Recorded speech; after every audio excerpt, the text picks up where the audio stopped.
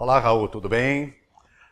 Eu, como seu companheiro e colega da AGE, atualmente na diretoria administrativa, como secretário, diretor-secretário, e você como coordenador de um dos mais importantes núcleos, do qual eu sou testemunha viva, hein? Que é lá de Araraquara, mas especialmente hoje a minha preocupação em falar com você é a sua visão, não só como coordenador, mas como espírita e principalmente como promotor de justiça, que você é profundamente atuante.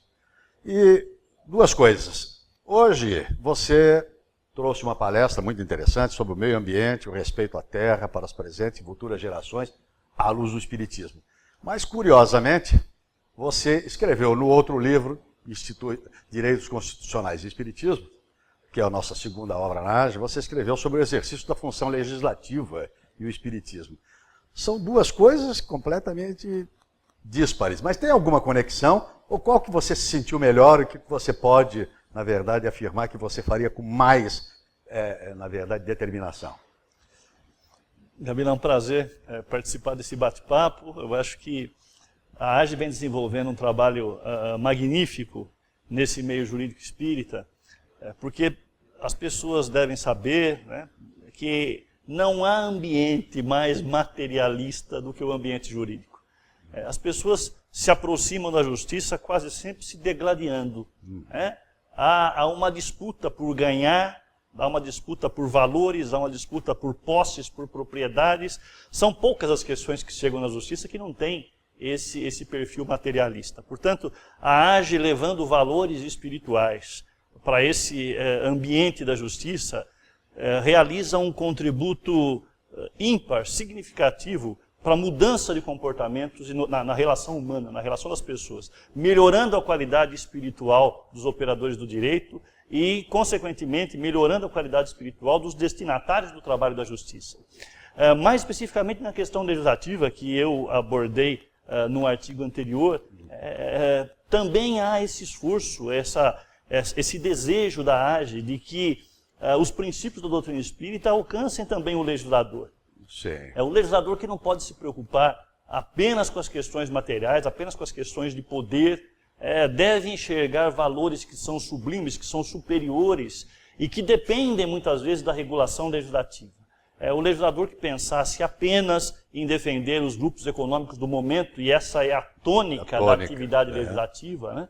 A atividade legislativa está voltada principalmente para a defesa daquele grupo econômico que está no poder.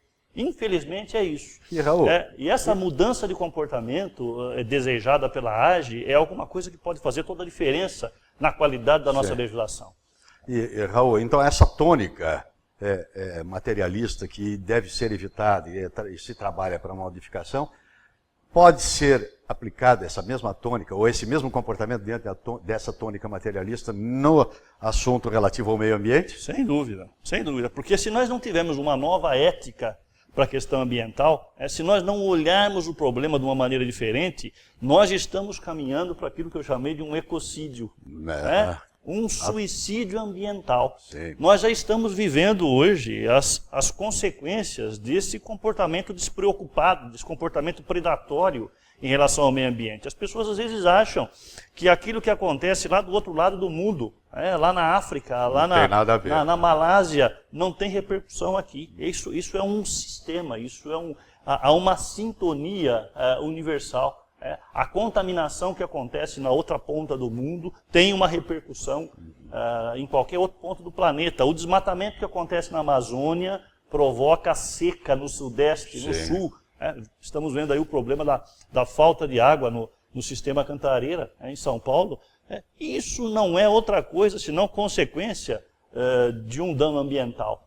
Isso não é só falta de chuva, porque falta de chuva também é consequência. Sim, perfeito. Falta de chuva não é causa. É causa intermediária. E o legislador, quando se preocupa com isso, olha para a questão ambiental e não deve olhar apenas penalizando condutas, mas muito mais do que isso, procurando reeducar comportamentos, alterar comportamentos.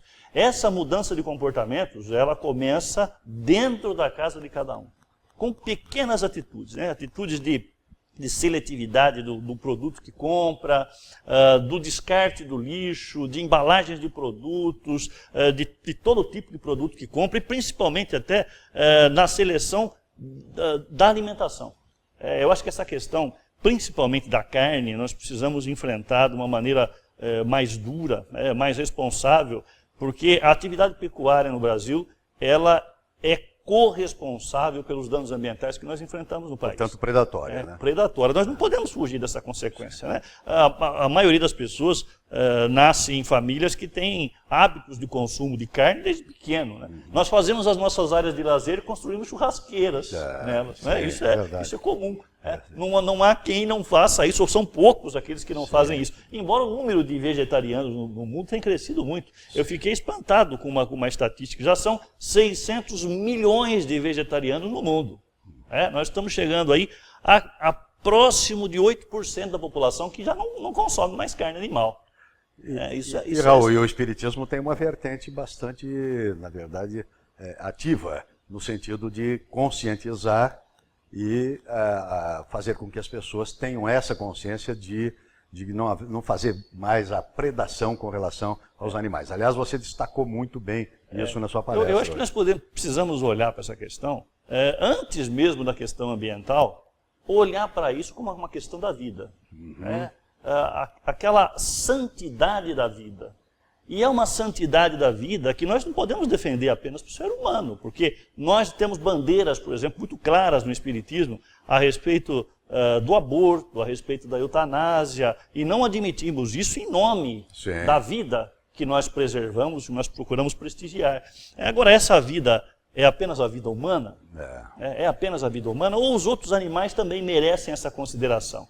Os animais estão numa situação muito semelhante àquela que, em outros momentos da história, passaram alguns seres humanos, na situação da escravidão, na situação da opressão à mulher, na opressão à questão da homossexualidade.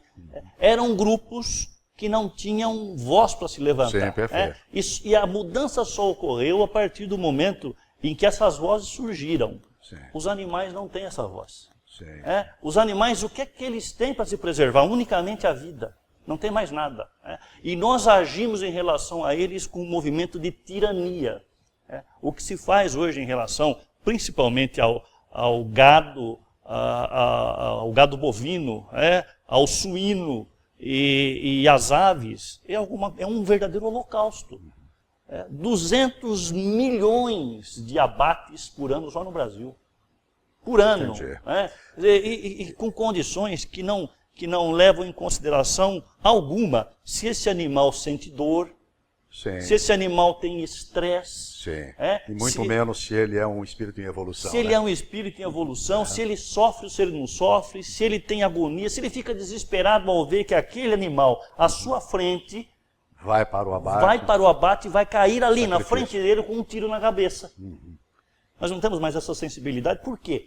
Porque priorizamos, colocamos à frente de tudo isso a nossa ótica consumista, o prazer em saborear um pedaço de carne, por exemplo.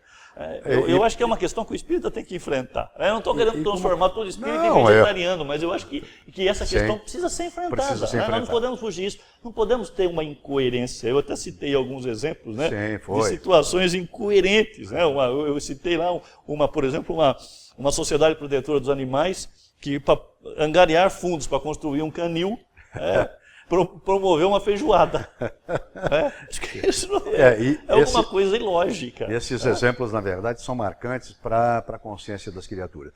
E uma questão que me ocorre agora é a seguinte: toda essa linha de conduta na verdade, como um humanista e como um espírita. E eu queria saber o seguinte: embora não seja a sua área no Ministério Público, eu queria saber, como promotor de justiça, como é que você enxerga e o que você pode, nem que seja através dos seus colegas, contribuir para uma modificação desse rumo da sociedade humana? O primeiro passo é a questão da educação ambiental. Nós temos que combater veementemente esse analfabetismo ambiental. É comum, eu não sei se acontece aqui na região da Grande São Paulo, mas na região do interior é muito comum isso. Você passar por um rio e ver um sofá jogado lá dentro. atirado à margem. Isso aparecia até no Rio Tietê, no Pinheiros. Você via lá um sujeito... A questão das garrafas PET, por exemplo. Joga a garrafa com uma tranquilidade. Para ele aquilo é um ponto de descarte consentido. Né?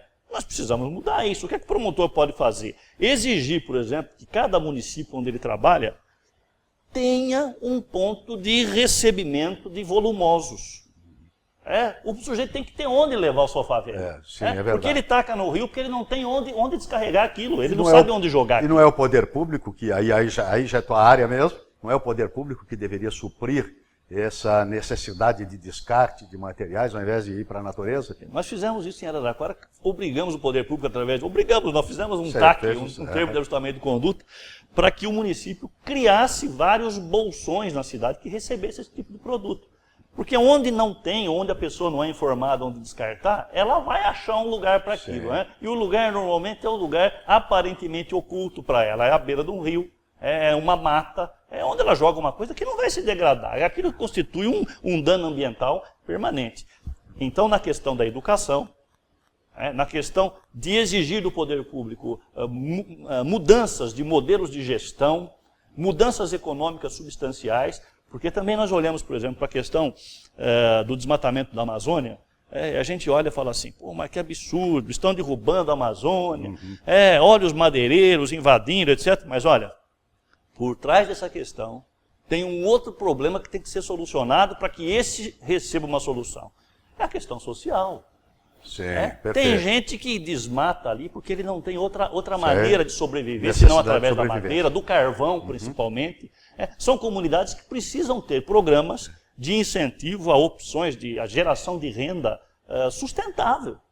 Se ela não tem como fazer, como manter a sua família, entre proteger o ambiente e botar comida na mesa, não tenha dúvida que ele vai degradar o meio ambiente para conseguir sobreviver. Entendi. Aliás, você deu alguns exemplos, que até gostaria que você reproduzisse, a respeito de extratividade de produtos naturais, sem agressão à natureza e gerando recurso econômico para essas famílias. Na região amazônica já existem programas de incentivo, por exemplo, a produção de açaí, a produção de essências naturais, a partir de raízes, de folhas, um incentivo à indústria do turismo.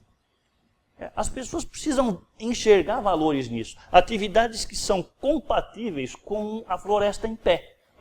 Ela continua lá, ela continua fazendo o seu papel de renovação de gases, de oxigênio, a troca gasosa, ela continua fazendo a fotossíntese perfeitamente. E o sujeito que mora na região tem meios de sobreviver e de produzir, e não é uma produção efêmera, como acontece, por exemplo, com o carvão ou com a venda da madeira. É uma produção que se sustenta, que se mantém. Ela não é só meio, ela é fim efetivamente. Justamente. Há uma continuidade, são recursos que são renováveis, as pessoas podem continuar produzindo sem que aquilo represente esse dano e com a garantia de que vai haver uma permanência naquela produção. E Raul, na verdade, uma questão de subalternidade, essa criatura que necessita para comer acaba produzindo alguma coisa contra os meios naturais, ele, na verdade, é difícil de conscientizá-lo, na verdade, agora, nesse instante, nesse estágio cultural que a gente está. Então, eu acho que tem que ser a coisa mais em cima, né? Tem que ser uma coibição, eu te pergunto isso, teria que ser uma coibição daqueles que são exploradores econômicos e que usam dessa mão de obra? Eu acho que as medidas devem ser casadas. Você tem que ter, sim, medidas coercitivas. Veja, por exemplo, com o tráfico de animais silvestres. Sim, gravíssimo. As pessoas que vão capturar animais silvestres na floresta, normalmente são extremamente pobres. Extremamente pobres. Elas vivem da venda daquele papagaio, da venda daquele mico. Elas tiram daquilo o seu sustento. Tem que haver repressão a isso? Tem que haver repressão. Mas a medida deve ser concomitantemente educativa. Essas pessoas precisam se conscientizar, porque aquilo é um mal. Como se conscientizou o pessoal da região do Pantanal mato-grossense quanto ao abate de crocodilos e de jacarés. Perfeito. Hoje é até produção, né? Até produção. Existem cativeiros, existem áreas, florestas nacionais, em que se permite, inclusive, o corte de árvores, mas com planejamento de reflorestamento, com recomposição daquele recurso natural. Raul, acho que para esse rumo do raciocínio, eu pergunto, e basta ficar botando lei, editando mais lei, e o Congresso ficar botando mais artigos, enfiando artigos, isso aí basta? É claro que não. A legislação faz um papel e tem um efeito muito pequeno nessa E ela já existe no Brasil? Existe. Nós temos legislação ambiental, inclusive a última lei ambiental é até relativamente recente. Nós temos leis ambientais de sobra, talvez nos falte até fiscalização do cumprimento dessa lei. Ainda há um desequilíbrio muito grande das medidas tomadas em relação ao meio ambiente quanto ao painel de medidas do direito penal de uma maneira geral.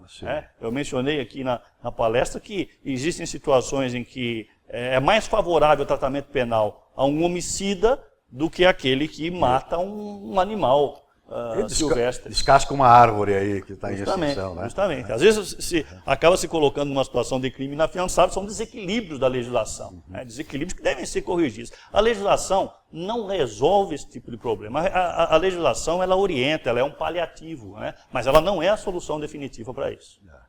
E, Raul, eu tenho visto em contato aí com grupos de proteção animal, principalmente, nós temos uma companheira, que é, só por coincidência, minha esposa, mas que cuida da proteção animal. E a gente tem visto que, apesar da existência de legislação penal coibitiva, tornando crime, inclusive, o maltrato, a gente vê uma leniência por parte dos poderes públicos imediatos. Por exemplo, a autoridade policial não tem nenhum interesse. Como é que você lá no Ministério Público, você não especificamente, não é a tua área, mas os seus colegas lá, como é que vem isso, essa leniência? Não chega nem no judiciário essa questão.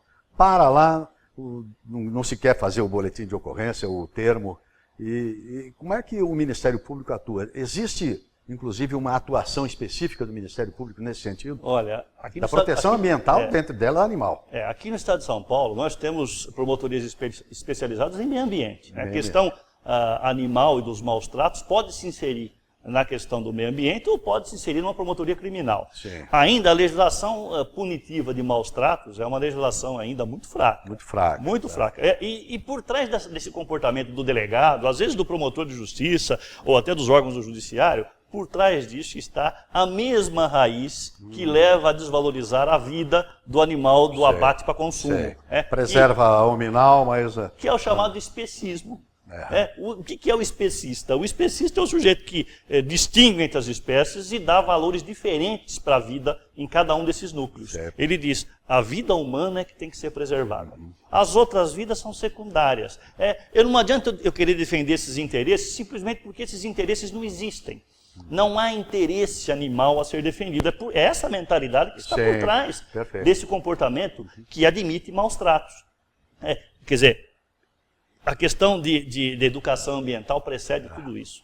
Precede e atinge também o comportamento do delegado de polícia. Do promotor de justiça, que às vezes não valoriza essa conduta.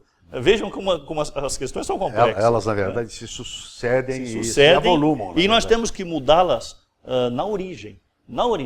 Na mudança de comportamento e de ótica, de olhar para aquela questão e para aquele ser de uma maneira diferente. Não como uma visão meramente utilitarista, de exploração dele, mas como de valorização da vida. E a gente vê também uma consciência das pessoas. Há pouco tempo atrás passou um filme, uma gravação não autorizada de um menino que maltratava, chutava o cachorro lá de proteção daquela casa. E a mãe, processada ou levada para um inquérito, ela disse o seguinte, olha, eu autorizo ele fazer isso porque eu sou a proprietária do animal. Ela é proprietária de floresta também, ela é proprietária de rio, proprietária de lagos, isso aí, né? Pois é. Sabe que esse argumento da antiguidade foi usado até em relação à mulher. O sujeito dizia assim, eu posso fazer com minha mulher o que eu quiser, porque é minha mulher. É minha mulher, olha só. É minha mulher. Então, eu posso mandar que ela se cale, eu posso mandar que ela saia a hora que eu quiser, porque a mulher também, em determinado momento da história, era vista como um objeto, como um animal utilitário. E essa visão permanece em relação a outros seres, felizmente foi muito superada em relação à mulher, Hoje nós estamos quase que invertendo essa situação.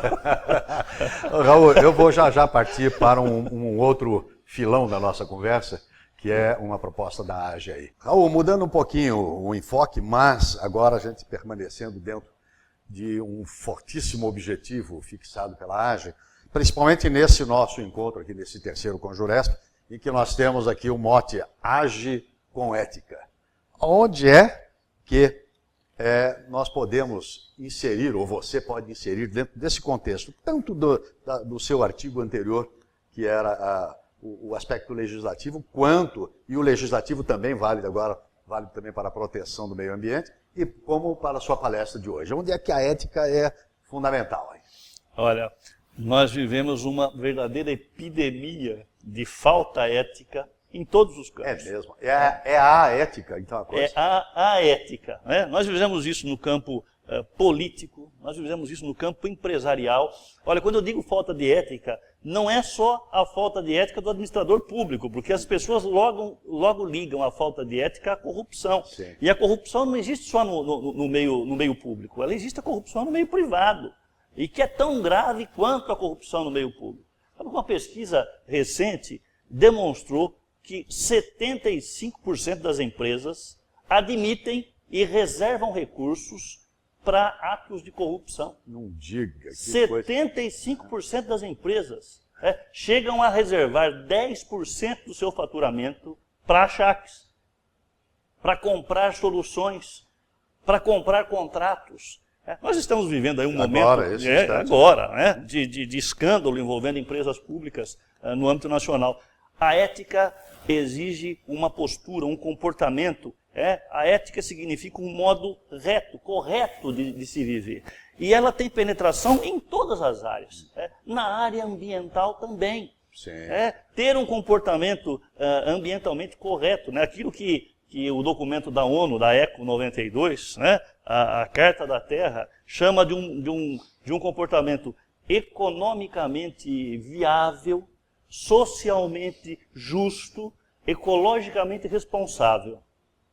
Você já pensou, Gabina, se todas as empresas e todas as pessoas pensassem na maneira de agir, e pensar na maneira de agir é fazer escolhas, e fazer escolhas é agir eticamente. Ética significa escolha. Escolha da maneira como agir. Se as pessoas pensassem na maneira de agir, se o que eu estou fazendo é economicamente viável, sim, porque eu preciso de recursos para viver, mas é também socialmente justo, eu estou explorando alguém, eu estou prejudicando a sociedade, e se eu pensasse ecologicamente responsável, eu estou produzindo danos ao planeta, eu estou produzindo danos ao meio ambiente, se esse chamado tripé da sustentabilidade que a ECO 92 nos trouxe fosse pensado pelas pessoas, e se isso repercutisse nas escolhas que elas fazem, isso significa viver com ética. Isso significa viver eticamente. Quando a AGE propõe, age com ética, está exigindo essa ética, essa mudança de postura, de comportamento, nesses três aspectos. Seja no aspecto econômico, nós precisamos de uma nova economia sustentável, seja no aspecto social, porque ela deve ser socialmente justa, seja no aspecto ecológico, porque nós temos que ter comportamentos que sejam ecologicamente equilibrados. Isso passa principalmente pelas nossas opções de consumo. Não cair na tentação do consumismo. Sim, e nós somos bombardeados por uma campanha publicitária que nos leva a isso. Às vezes ficamos até com peso na consciência se não consumimos. É verdade. E você realçou, e eu gostaria que você repetisse para a gente isso, realçou o objetivo, inclusive, de produzir o consumismo nas gerações que estão chegando, nas crianças, de uma maneira geral. A publicidade hoje, ela está voltada principalmente para o público infantil. Principalmente, porque existem pesquisas de mercado que mostram que 80% do consumo de uma casa acaba sendo decidido, entre aspas, ou pelo menos determinado ou influenciado pelo comportamento das crianças. As crianças que exigem ir ao McDonald's, é a criança que exige comprar um certo brinquedo ou fazer uma certa viagem, os pais muito influenciados pelas crianças. Então, a publicidade hoje tem um alvo, e esse alvo é as crianças. É claro que não é o único alvo, mas é o alvo principal dele. Porque se sabe que a criança brasileira, por exemplo, passa em média 4 horas e 50 minutos na frente da televisão por dia. Fora a perda de tempo, a influência. A influência, sendo bombardeada por campanhas publicitárias que passam a ideia de obsolescência, quer dizer, o que você tem está ficando velho, você precisa trocar. Aquilo que você comprou há 2, 3 meses atrás já não serve mais. Você precisa trocar. Passando a ideia de falsas necessidades, você precisa disso e, portanto, é essencial que você compre, que você adquire. Isso causa um estresse, um desgaste, uma perda de tempo, um consumo de dinheiro, um endividamento das pessoas por descontrole em relação ao consumismo. Raul, foi maravilhosa a sua palestra, tenho certeza que conscientizou um mundo de gente, e esse é o nosso encontro também, com certeza. Eu agradeço ao homem, ao espírita, ao promotor de justiça e, sobretudo, na verdade, à criatura que se preocupa com a humanidade. Muito obrigado. Eu que agradeço a oportunidade de trabalhar. Muito obrigado a todos.